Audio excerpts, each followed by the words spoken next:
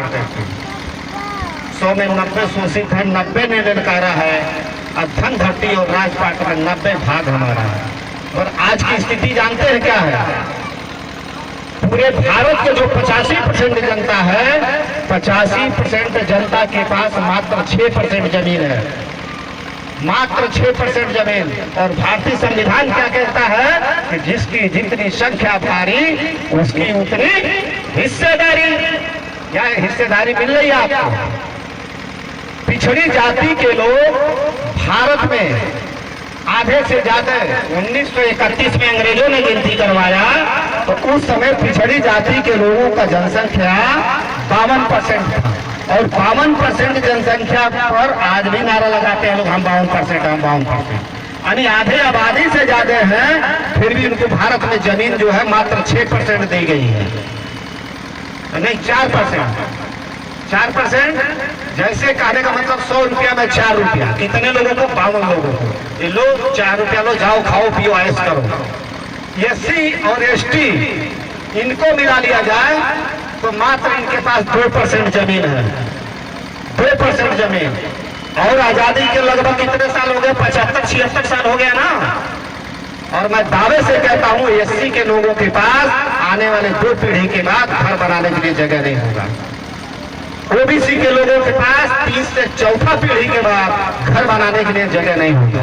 ये भारतीय संविधान लागू है, आपको हक अधिकार कहाँ मिल रहा है? कहीं मिल रहा है क्या? आज बहुत लोगों को घर बनाने के लिए जगह नहीं है। और दावे से मैं कहता हूं कि कोई 1 डिसमिल जमीन कहीं खरीद नहीं पाएगा, इतनी महंगाई बढ़ रही है। तो आप अपने बच्चों को भविष्य के लिए क्या कर रहे हैं? क्या कर सकते हैं? योजना बना के लोग काम कर रहे हैं और हमारे लोगों के पास योजना नहीं है। बाबा साहब डॉक्टर अम्बेडकर कहते हैं कि ब्राह्मणों के दिमाग पत्ता गोभी के जैसे होता है, एक छिलका उतारो दूसरा एकदम ताजा, दूसरा उतारो तीसरा ताजा। जैसे ब्याह शादी में आप देखते होंगे, एक पटाखा छोड़ने वाला नीचे से एक पटाखा छोड़ता है, ऊपर जाता है और ऊपर जाके जी वो फायरिंग करता है तो वहां से 1 फूटता है तो 10 हो जाता है, वो 10 फूटता है तो 100 हो जाता है, 100 फूटता है 1000 हो जाता है, इस तरह से। और बाबा साहब डॉक्टर अम्बेडकर कहते हैं ब्राह्मणवाद से आप बच नहीं सकते हो, एक ही रास्ता है, आप उसको लात मार सकते हो। इसीलिए बाबा साहब डॉक्टर अम्बेडकर ने 22 प्रतिज्ञाएं ली। और बाबा साहब डॉक्टर अम्बेडकर ने कहा कि ब्रह्मा विष्णु महेश हमारा देवता नहीं हो सकता है। अगर जो शोषण कर रहा है उसका भी देवता और जो शोषित है उसका भी देवता अगर एक ही है तो कैसे शोषण कर रहा है भाई? कैसे कर सकता है? हमारे पुरखों के ऊपर जो शोषण हो रहा था तो जिनको हम आज देवी देवता भगवान मानते हैं उन लोगों ने रोकने का काम क्यों नहीं किया? करना चाहिए कि नहीं? बगल में उन्होंने नहीं किया। आज भी हमारे बेटी बहनों का बलात्कार मंदिर में होता है, कोई देवी देवता बचाने वाला नहीं है। अगर जो आपका कोई रक्षा करता है तो भारतीय संविधान करता है और भारतीय संविधान को मिटाने की चर्चा हो रहा है। बहुत ऐसे लोग बोलते हैं कि इस संविधान को बदलने की जरूरत है, बहुत लोग कहते हैं कि संविधान की जरूरत है बदलने के लिए। और बाबा साहब डॉक्टर अम्बेडकर कहते हैं पूना पैठ के द्वारा कि इस पूना पैठ के वजह से हमारे समाज में दलाल और भड़ुए पैदा होंगे।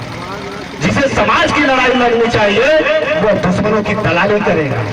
आज हो रहा है, हमारे समाज में नेता की कमी नहीं है, बस जितना ज्यादा नेता बढ़ रहा है उतना ही ज्यादा समाज पे अत्याचार बढ़ रहा है। आज बाबा साहब की जयंती है, बहुत जगह ऐसा है जो लाठी डंडा चल चुका है। अरे तमाम ऐसे लोगों की जयंती मनाई जाती है, कभी होता है क्या दंगा फसाद? पर बाबा साहब की जब हम जयंती मनाते हैं तो क्यों ऐसा होता है? हम भी तो अपने महापुरुष की खुशियां मनाते हैं। बाबा साहब के जगह जगह पर मूर्तियां तोड़ी जाती है तो उसका कारण है कि दुश्मन बाबा साहब के मूर्तियों से नहीं डरता है।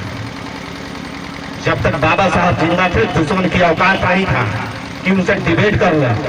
इसलिए कि बाबा साहब डॉक्टर अम्बेडकर विश्व के 6 विद्वानों में से एक विद्वान थे।